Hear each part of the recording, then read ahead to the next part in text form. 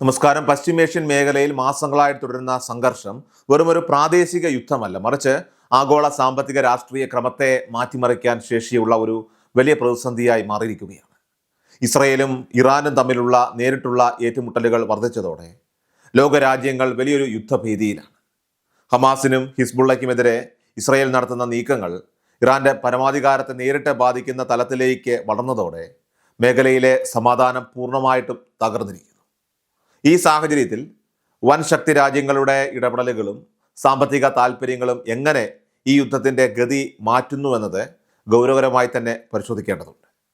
ഇസ്രയേലിൻ്റെ നിലപാടുകൾ പരിശോധിച്ചാൽ അവർക്ക് യുദ്ധം പെട്ടെന്ന് അവസാനിപ്പിക്കാൻ താല്പര്യമില്ല എന്ന സൂചനകൾ തന്നെയാണ് പുറത്തു വരുന്നത്. പ്രത്യേകിച്ചും ഇസ്രയേലിൻ്റെ ആണവ നിലയങ്ങൾക്ക് നേരെ ആക്രമണ ഭീഷണി ഉയർന്നതോടുകൂടി രാജ്യത്തിൻ്റെ നിലനിൽപ്പിന് ഇറാന്റെ ഭീഷണി എന്നേക്കുമായിട്ട് ഇല്ലാതാക്കണമെന്ന വാശിയിലാണ് ഇപ്പോൾ ഇസ്രായേൽ ഭരണകൂടം. ഇസ്രായേൽ പ്രധാനമന്ത്രി ബെഞ്ചമിൻ നെതന്യാഹുവിനെ സംബന്ധിച്ചിടത്തോളം ഈ യുദ്ധം അത് രാഷ്ട്രീയമായിട്ടുള്ള ഒരു അതിജീവനം കൂടിയാണ്. അതായത് തനിക്കെതിരെയുള്ള നിരവധി അഴിമതി കേസുകളും ആഭ്യന്തര പ്രതിഷേധങ്ങളും ഒക്കെ തന്നെ മറികടക്കാൻ ഒരു അവസാനിക്കാത്ത യുദ്ധ സാഹചര്യം അദ്ദേഹത്തിന് ആവശ്യമാണ്. ഹമാസിനെ പൂർണ്ണമായിട്ട് ഉന്മൂലനം ചെയ്യുമെന്ന വാഗ്ദാനം ഇതുവരെ പൂർത്തിയാക്കാൻ കഴിയാത്ത സാഹചര്യത്തിൽ ഇറാനുമായിട്ട് ഒരു വലിയ വിജയം നേടുന്നത് ജനങ്ങൾക്കിടയിൽ തൻ്റെ പ്രതിച്ഛായ വർദ്ധിപ്പിക്കുമെന്ന് അദ്ദേഹം കണക്ക് കൂട്ടുന്നുണ്ട്. അമേരിക്കയുടെ ഭാഗത്തു നിന്ന് നോക്കിയാൽ തന്നെ വരാനിരിക്കുന്ന ഭരണമാറ്റവും ഡൊണാൾഡ് ട്രംപിൻ്റെ നയങ്ങളും വലിയ മാറ്റങ്ങൾക്ക് വഴിവെച്ചേക്കാം. ട്രംപ് ഒരു കോർപ്പറേറ്റ് ആണ്, അതായത് ബിസിനസ്സുകാരനാണ്. ആ ഒരു നിലയിൽ യുദ്ധങ്ങൾ മൂലമുണ്ടാകുന്ന സാമ്പത്തിക നഷ്ടങ്ങൾ ഇഷ്ടപ്പെടാത്ത ഒരു വ്യക്തി കൂടിയാണ്. അമേരിക്കൻ സമ്പദ് വ്യവസ്ഥയെയും ആഗോള എണ്ണ വിപണിയെയും ഈ യുദ്ധം ബാധിച്ചു തുടങ്ങിയതോടെ എത്രയും വേഗം ഒരു സമാധാന കരാറിലെത്താൻ ട്രംപ് താല്പര്യപ്പെടുന്നു എന്ന വാർത്തകൾ തന്നെ വരുന്നുണ്ട്. എന്നാൽ ഇസ്രയേലിനെ അറിയിക്കാതെ ട്രംപ് നടത്തുന്ന ഇത്തരം രഹസ്യ നീക്കങ്ങൾ ഇസ്രയേൽ അമേരിക്ക കൂട്ടുകെട്ടിൽ വിള്ളലുകൾ ഉണ്ടാക്കിയേക്കാം.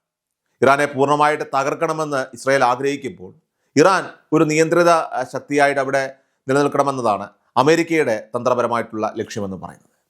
ഗൾഫ് മേഖലയിൽ അമേരിക്കയുടെ സൈനിക താവളങ്ങൾ നിലനിർത്തണമെങ്കിൽ ഇറാൻ എന്നൊരു ശത്രു അവിടെ ആവശ്യമാണ് എന്ന വാദം ശക്തമാണ്. ഇസ്രയേലിനെ കാട്ടി ഗൾഫ് രാജ്യങ്ങളെ ഭയപ്പെടുത്താൻ അമേരിക്കയ്ക്ക് സാധിക്കില്ല. എന്നാൽ ഇറാന്റെ പ്രകടനശേഷിയെ ഭയപ്പെടുത്തിക്കൊണ്ട് മാത്രമേ ഗൾഫ് രാജ്യങ്ങളെ തങ്ങളുടെ ആയുധ വിപണിയുടെയും സുരക്ഷാ കവചത്തിൻ്റെയും ഒക്കെ തന്നെ കീഴിൽ നിർത്താനായിട്ട് അമേരിക്കയ്ക്ക് സാധിക്കുകയുള്ളൂ.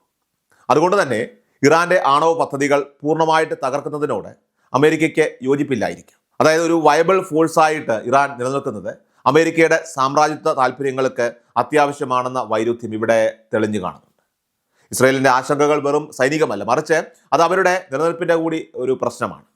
2040 ഇസ്രയേൽ എന്ന ജൂതരാഷ്ട്രത്തെ ഭൂമുഖത്ത് നിന്ന് തുടച്ചു നീക്കുമെന്ന് ഇറാൻ പ്രഖ്യാപിച്ചിട്ടുണ്ട്. ഇസ്രയേലിനെ സംബന്ധിച്ചിടത്തോളം വലിയൊരു ഭീഷണിയാണ്. ഇറാന്റെ മിസൈൽ സാങ്കേതിക വിദ്യയും ആണവ പരീക്ഷണങ്ങളും ഒക്കെ തന്നെ തങ്ങളുടെ സുരക്ഷയെ ബാധിക്കുമെന്ന് അവർ ഭയപ്പെടുന്നുണ്ട്. ഇറാനിലെ ആയത്തുള്ളമാരുടെ നേതൃത്വത്തിലുള്ള ഭരണക്രമം തുടരുന്നിടത്തോളം കാലം ഇസ്രയേലിന് സമാധാനം ഉണ്ടാവില്ലെന്നാണ് പല ഇസ്രയേലി സൈനിക വിദഗ്ധരും കരുതുന്നത്. ഇതിനായിട്ട് ഒരു കരയുദ്ധത്തിന് പോലും തയ്യാറെടുക്കുന്ന തരത്തിലുള്ള മാനസികാവസ്ഥയിലാണ് ഇസ്രായേൽ ഇപ്പോൾ മുന്നോട്ട് നീങ്ങുന്നത്.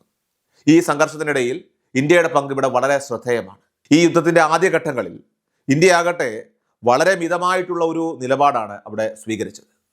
ഇറാന് നേരെ ഉണ്ടായ ആക്രമണങ്ങളെ അപലപിക്കാൻ ഇന്ത്യ വൈകിയത് നയതന്ത്ര തലത്തിൽ വലിയ വിമർശനങ്ങൾക്കും ഇടയാക്കിയിരുന്നു.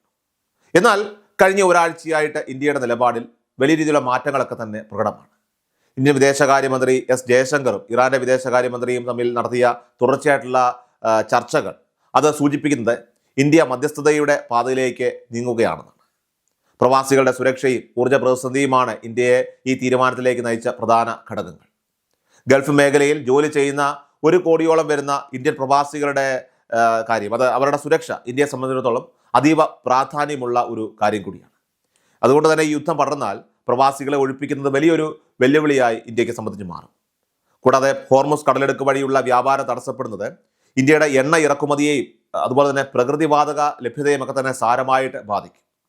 ഈ കടലെടുക്കിലൂടെയുള്ള കപ്പലുകളുടെ യാത്ര സുഗമമാക്കുന്നതിന് ഇറാനുമായി ഇന്ത്യ നടത്തിയ ചർച്ചകൾ ഫലം കണ്ടു തുടങ്ങിയിട്ടുണ്ട്. ഉപരോധങ്ങൾക്കിടയിലും ഇന്ത്യയുടെ കപ്പലുകൾക്ക് സുരക്ഷിതമായിട്ട് കടന്നു പോകാൻ കഴിഞ്ഞത് ഇന്ത്യൻ നയതന്ത്രത്തിൻ്റെ വലിയൊരു വിജയമായിട്ടാണ് ഇവിടെ കണക്കാക്കപ്പെടുന്നത്. ഇന്ത്യ ഒരിക്കലും ഒരു മൂന്നാം കക്ഷിയായിട്ട് മധ്യസ്ഥത വഹിക്കാൻ ആഗ്രഹിക്കുന്ന രാജ്യമേ അല്ല. തർക്കങ്ങൾ ഉഭയകക്ഷി അടിസ്ഥാനത്തിൽ പരിഹരിക്കണം എന്നത് തന്നെയാണ് ഇന്ത്യയുടെ പ്രഖ്യാപിത നിലപാടും നയവും. എന്നിരുന്നാലും അമേരിക്കയോടും ഇസ്രായേലിനോടും ഇറാനോടും ഒരേപോലെ സംസാരിക്കാൻ കഴിയുന്ന ഏക രാജ്യം ഈ ലോകത്ത് അത് ഇന്ത്യയാണ് എന്നത് ആഗോളതലത്തിൽ തന്നെ ഇന്ത്യയുടെ പ്രാധാന്യം വർദ്ധിപ്പിക്കുന്നതാണ്. ആണവ സാങ്കേതിക വിദ്യയുടെ ഉത്തരവാദിത്വപരമായിട്ടുള്ള ഉപയോഗത്തെക്കുറിച്ച് ഇന്ത്യയുമായി ഇറാൻ നടത്തിയ ചർച്ചകൾ ഇതിൻ്റെ ഒരു സൂചനയാണ്. ഇറാന്റെ ആണവ പദ്ധതികളുമായി ബന്ധപ്പെട്ട ചില ഉറപ്പുകൾ വാങ്ങാൻ ഇന്ത്യക്ക് കഴിഞ്ഞാൽ അത് തീർച്ചയായിട്ടും ലോക സമാധാനത്തിന് നൽകുന്ന വലിയൊരു സംഭാവനയായിട്ട് മാറുന്നതായിരിക്കും.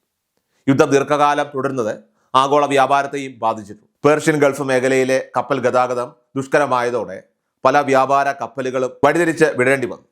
ഇത് ചരക്ക് നീക്കത്തിന്റെ ചെലവ് വർദ്ധിപ്പിക്കുകയും ആഗോളതലത്തിൽ വിലക്കയറ്റത്തിന് പോലും കാരണമാവുകയും ചെയ്തിട്ടുണ്ട്. അമേരിക്കയ്ക്ക് പോലും ഈ ഒരു പ്രതിസന്ധി അത് ഒറ്റയ്ക്ക് പരിഹരിക്കാനായിട്ട് സാധിക്കാത്ത ഒരു സാഹചര്യത്തിലാണ് ഇപ്പോൾ നിലവിൽ മുന്നോട്ട് പോകുന്നത്. ഗൾഫ് രാജ്യങ്ങളും ഇറാനും തമ്മിൽ ഒരു പ്രാദേശിക ധാരണയിലെത്താതെ ഈ പ്രശ്നത്തിന് ഒരു ശാശ്വത പരിഹാരം ഇനി കാണാനായിട്ട് കഴിയില്ല. ഇവിടെയാണ് അമേരിക്കയുടെ പിടി അയയുന്നത് നമ്മൾ കാണുന്നത്. അതായത് ഇത്തരം സാഹചര്യങ്ങളിൽ പ്രായോഗികമായിട്ടുള്ള വിട്ടുവീഴ്ചകൾക്ക് ട്രംപ് ഒരുപക്ഷെ തയ്യാറായേക്കും. അന്താരാഷ്ട്ര മാധ്യമങ്ങളിൽ നിന്ന് വരുന്ന സൂചനകൾ പ്രകാരം ഒരു താൽക്കാലിക വെടിനിർത്തലിനുള്ള സാധ്യതകളും ഇവിടെ നിലനിൽക്കുന്നുണ്ട്. അതായത് ആക്രമണങ്ങൾ നിർത്തിവെച്ചുകൊണ്ട് സമാധാന ചർച്ചകൾക്ക് തുടക്കം കുറിക്കാനുള്ള നീക്കങ്ങൾ അണിയറയിൽ ഇപ്പോൾ നടക്കുന്നുണ്ടാകും. ഇറാനിലെ മാധ്യമങ്ങൾ സ്റ്റേറ്റ് കൺട്രോൾഡ് ആയതുകൊണ്ട് തന്നെ അവിടെ ഇത്തരം വാർത്തകൾക്ക് വളരെ ഗൗരവമുണ്ട്.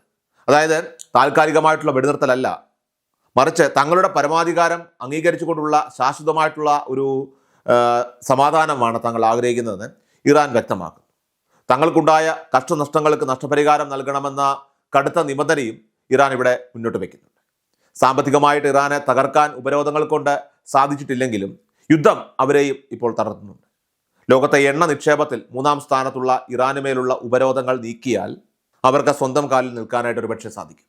അന്താരാഷ്ട്ര വിപണിയിൽ എണ്ണ വിൽക്കാൻ അനുവാദം ലഭിച്ചാൽ ആ പണം കൊണ്ട് ഈ രാജ്യത്തിൻ്റെ പുനർനിർമ്മാണം അവർക്ക് സാധ്യമാകും. ഇത്തരമൊരു ഗ്യാരണ്ടി അത് അമേരിക്കയോടും ഇസ്രായേലിനോടും ഇറാൻ ഇപ്പോൾ ആവശ്യപ്പെടുന്നുണ്ട്. തിരിച്ച് ഹമാസ് പോലെയുള്ള ഗ്രൂപ്പുകളെയൊക്കെ തന്നെ സഹായിക്കുന്ന നിർത്തുമെന്ന് ഇറാനും അവിടെ ഉറപ്പ് നൽകേണ്ടി വരും. അങ്ങനെ പരസ്പര വിശ്വാസത്തിൽ അധിഷ്ഠിതമായിട്ടുള്ള ഒരു ഉടമ്പടിയിലൂടെ മാത്രമേ ഇവിടെ ഫലം കാണുകയുള്ളൂ. ഗൾഫ് രാജ്യങ്ങളുടെ നിലപാടും ഈ യുദ്ധത്തിൽ ഏറെ നിർണായകമാണ്. നിലവിൽ സുരക്ഷയ്ക്കും സാങ്കേതിക വിദ്യയ്ക്കും വേണ്ടി ഇവർ അമേരിക്കയെയാണ് പൂർണ്ണമായിട്ടും ആശ്രയിക്കുന്നത്. അമേരിക്ക നൽകുന്ന യുദ്ധവിമാനങ്ങളും അതോടൊപ്പം തന്നെ യുദ്ധ സാമഗ്രികളും സംവിധാനങ്ങളും ആയുധങ്ങളും ഇല്ലാതെ അവർക്ക് പ്രതിരോധം അസാധ്യമാണ്. എന്നാൽ ഇറാന്റെ ഭീഷണി നേരിടാൻ എക്കാലവും അമേരിക്കയുടെ സമാധാനന്മാരായിട്ട് കഴിയാൻ അവർ ആഗ്രഹിക്കുന്നുണ്ടാവില്ല.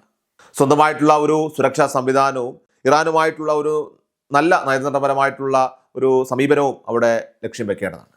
അമേരിക്കയുടെ പൂർണ്ണമായ നിയന്ത്രണത്തിൽ നിന്ന് മാറിക്കൊണ്ട് ഒരു സ്വതന്ത്രമായിട്ട് നിലപാടെടുക്കാൻ ഗൾഫ് രാജ്യങ്ങൾ ഇനി തയ്യാറാകുമോ എന്നതാണ് കാത്തിരുന്ന് കണ്ടറിയേണ്ടത്. അതുപോലെ തന്നെ യൂറോപ്യൻ രാജ്യങ്ങളും ഈ വിഷയത്തിൽ വലിയ ഉത്കണ്ഠയിലാണ്.